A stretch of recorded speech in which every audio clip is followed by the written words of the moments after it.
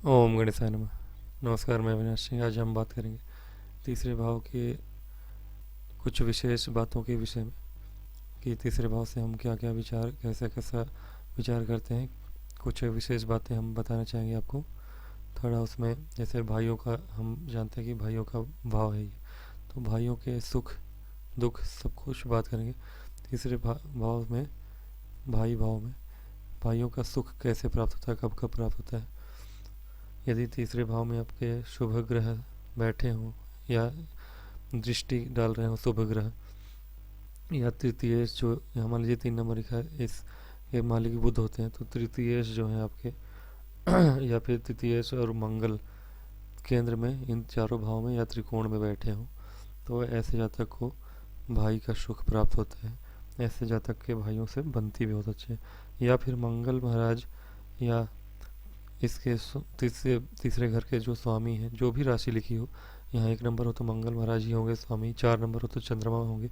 तो तृतीयेश और मंगल ये दोनों ही अगर तृतीय स्थान को देखते हैं, मान लीजिए कहीं और बैठे हैं और देख रहे हैं इस भाव को, या तृतीयेश में ही बैठे हों तीसरे घर के मालिक, तो यह भाइयों के लिए अच्छा होता है। अब बात करते हैं कि भाइयों का सुख किस में नहीं है, भाइयों को वो कष्ट कैसे होता है। तो अगर तृतीयेश जैसे कि तीसरे घर के मालिक जो हैं, ये हमारे जी कालपुरुष की कुंडली ही ली है हमने, 3 नंबर है, यहाँ 4 5 6 जो भी लिखा होता, जो भी जिसके भी राशि हो और उसके मालिक जो ग्रह हैं वह और मंगल दोनों ही पाप ग्रह के राशि में और पाप ग्रह से युक्त हो जाए।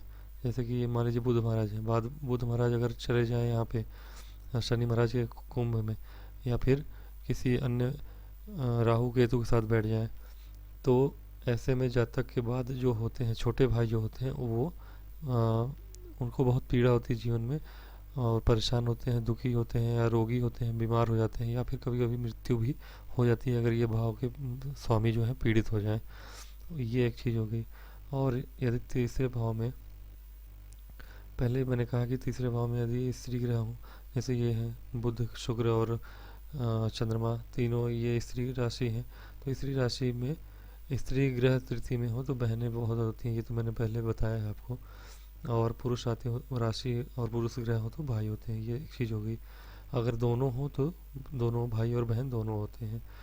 और तीसरे भाव में हम देखें तो तृतीयेश जो होते हैं आपके, ये तीसरे घर के जो स्वामी हैं, इस राशि के जो मालिक हैं, और तृतीय कारक इस घर के इस भाव के कारक जो हैं वो मंगल महाराज हैं। तो तृतीयेश और इसके कारक मंगल महाराज अगर अष्टम भाव में आ जाए और पाप ग्रहों से दृष्ट हो जाएं या युक्त हो जाएं, यहाँ पाप ग्रह बैठे हों या देखते हों, तो ऐसे जातक के भाइयों को प्रॉब्लम होती है, या फिर भाई नहीं होते, भाइयों का सुख प्राप्त नहीं होता। भाई हों भी, बड़े हों या छोटे, उनके साथ नहीं होते, उनसे कलह क्लेश हो जाता है, अलगाव हो जाता है, ऐसा होता है।